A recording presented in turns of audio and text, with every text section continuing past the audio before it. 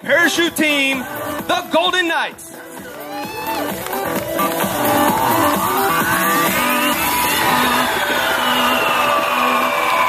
Now, as you may have guessed, these jumpers are faced with a unique situation, a traffic jam in the sky. These jumpers must gain vertical separation in order to allow for individual approaches to the target area.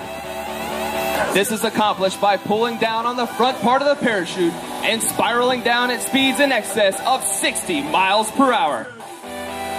This enables the jumpers to form a traffic pattern, much like you would see aircraft at a busy airport. At 1,000 feet, the jumpers do what is known as a wind penetration check, checking their speed and distance across the ground. They then fly a downwind leg, a base leg 90 degrees to the target, and then face into the wind for a final approach.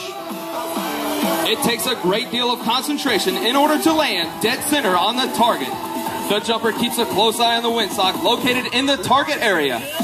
Once on final approach, the jumper then shifts all its concentration to a small black dot located in the center of the orange X.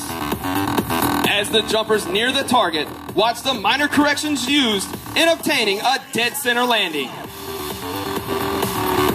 Specially selected airborne soldiers demonstrate their skills each year before millions of spectators compete in national and international parachute competitions and help develop new parachute equipment and techniques.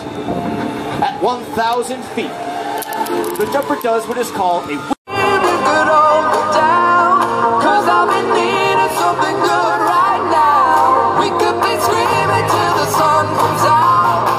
They've separated.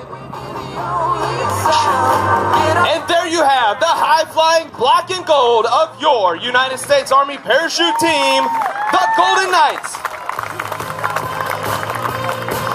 The parachutes used by the Golden Knights are flexible wing gliders, constructed of a lightweight ripstop nylon.